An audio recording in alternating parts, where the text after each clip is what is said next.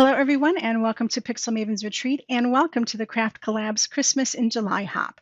'Tis the season to get crafty, and we hope to inspire you with holiday projects you can create for Christmas this year. Our giveaway is provided by the Little Paper Tree and is available internationally. To see what you can win and how to enter, please expand the description box below the video. Enjoy our projects, and thanks for hopping. Today I've got a fun Christmas card that is inspired by all of those awesome retro ornaments that you may have seen from Christmases past. I happen to have a whole box of them that I was given from my grandmother, and I just love all these fun color combos. So we're going to be using the Photo Play Christmas Memories and Christmas Memories dies. These are brand new, and there is a link below for you to get these from scrapbook.com. And we will go ahead and get started. This is a pretty simple card. It won't take long. Okay, so I'm going to start by inking up our 3 ornaments, and we will get those colored. I'm using some Ranger Silver Superfine embossing powder on that. And the base that I'm going to do, instead of using Versamark, I'm going to use a silver pigment pad, because that way if I happen to miss a spot, it will, you won't see it because the silver will already be there. This is a nice little trick that you can do to add extra color to your embossing projects. You can either do clear embossing over it if you don't happen to have that kind of embossing ink or embossing powder, or you can just do color on color for cool effects, or to add to make sure that you've got like all your lines covered and everything. So I'm just inking these guys up with this silver, and I can see that I missed a few spots, which is another nice feature of using a pigment ink, because you can really see where you've stamped and if it's come out well or not. Okay, so I've got these guys inked up pretty good now, and I'm going to go ahead and heat emboss these in silver. You guys know how to do that, so I'm not going to bore you with that particular process today. All right, now that I have my embossing all done up and cooled, we can get to the watercoloring. Now this is on hot press watercolor paper, so it's nice and smooth. And I've got 2 sizes of brushes here. Sometimes I just need something a little smaller to get into the spaces, but we'll just start off with this guy here. And I like to get just a little bit of water in the spaces, so that way when I add my ink to it, it just kind of flows in there. And I have all of my palettes set up already because I actually used these for the sample, and the nice thing about it is you don't have to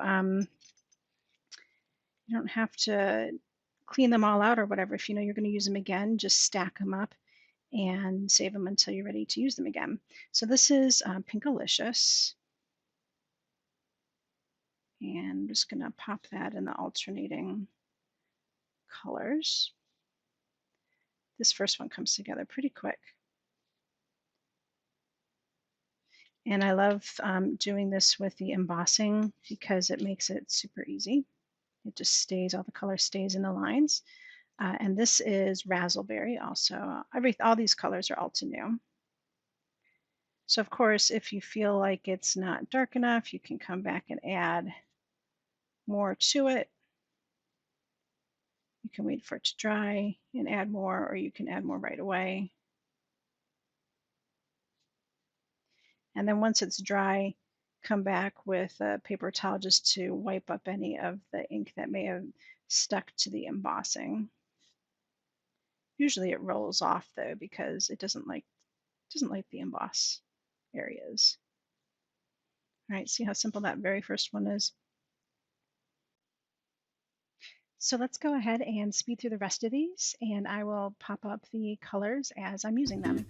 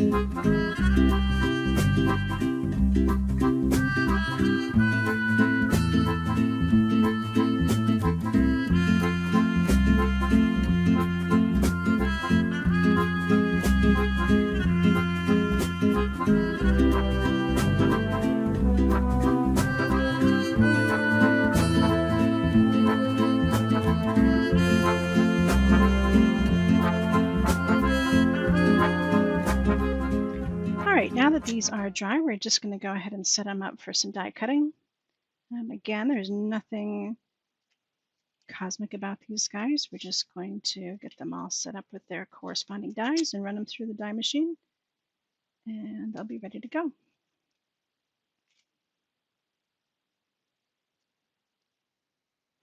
All right, so we will work on the card base next, and I'm just going to take some of the olive, and we're just going to do a little swirl right here off to the side.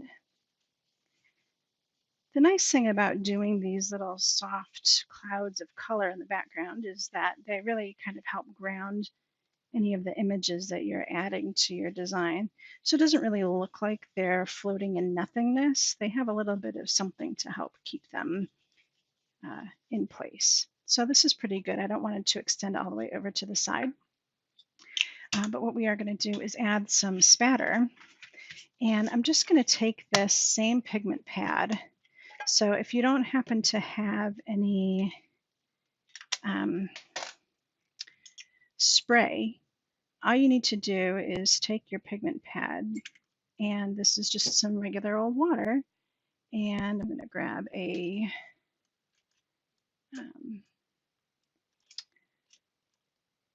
brush here and just mix it up, and it's like my very own silver spritz. And now I can just use my brush and spray it on. And if I want a larger drop, I can just kind of let it drop off the end, or I can get it to drop off of the block here. And it's that simple. So you don't need to have a spray. As long as you've got a fun metallic pigment ink, this will work just the same. All right, let's go ahead and get a sentiment on here. And I have the sentiment from the stamp set already set up. And it just says, wishing you a joyful season.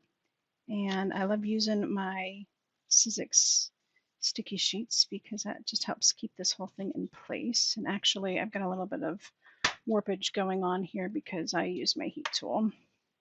So I am just going to use some magnets to keep it just extra in place.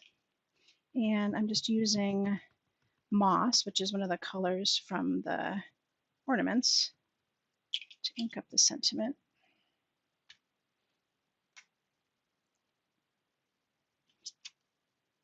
And if I feel like it needs another go, of course I can add another one.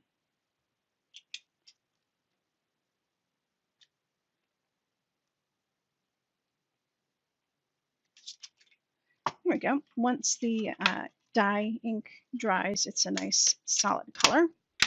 So that'll work out really well. So the last thing we need to do to finish up this card is to add the swirls on the back. And what I did is I took a page from the book of floral arranging. And something I've been doing with my floral arranging is taking some Post-it tape and arranging the flowers and then sticking this on the front so that it all stays together. So if I do that same thing, let's say that's the arrangement because that's the way that I like it from the original here. All I have to do is stick this Post-it tape across here. And now I have this one element that I can be working with, and it's all going to stay together. So I will go ahead and put some foam tape on the back here. I'm using up the rest of these little foam individual stickers that I found the other day.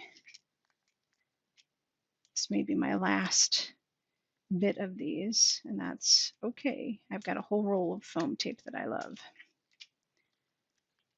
Because the nice thing about the foam tape is that you don't have to pull off all these little individual doodads, which is what we're going to do right now. And then all we have to do is add in a big swirl or two of silver thread. I'm so glad that the Stamp Market is carrying metallic thread. The thread that I have is from another vendor, but they don't carry it anymore. So this is pretty much the same stuff. So we'll definitely link you to it because it is fun, fun, fun. And all I'm going to do is take a whole bunch of swirls around my fingers. And the nice thing about this stuff is that it does just snap. And see how I have like a nice big circle now? And I can just go ahead and put that right on that foam adhesive. And of course that guy moved. I knew he was going to move. I've used this post-it tape a couple of times, so it's not quite as sticky as it could be, but we'll fix it. So now all I have to do is kind of move these guys around the way I want them to go. And I like to turn my project over and see what it looks like on the other side. Okay, so now I can fix this guy here. And if I like the way it's looking, then I can leave it that way, or I can continue to futz with it until it goes the way I want it to. Usually I like to hide my ends. Every once in a while I like to have them popping out. Today I will hide them. So this is a little bit more free form than the other one that's ended up being more in the round. But they can be however you want. And then once you have it the way you want it, now that you have all of your pieces, your backings off of the adhesive foam, you can just put this all in place. And of course this guy moved, so I'm going to lift this up and get him where I want him. Right there. And everything is down gently enough that if I did want to move something a little bit, I still could kind of lift and turn it just a little bit if I need to. So like this little piece I can get under there. And there you go. So this card is not too difficult. You could make multiples of these without any problem. You could go ahead and emboss up a whole bunch of ornaments and sit in front of the TV and do some watercoloring one night, and you would have these done really quite quickly. So I hope you enjoyed this project. Don't forget to hop along with all of the other Craft Collabs participants and to sign up for our giveaway this month. Thank you for stopping by, and I hope to see you again soon. But until next time, happy crafting.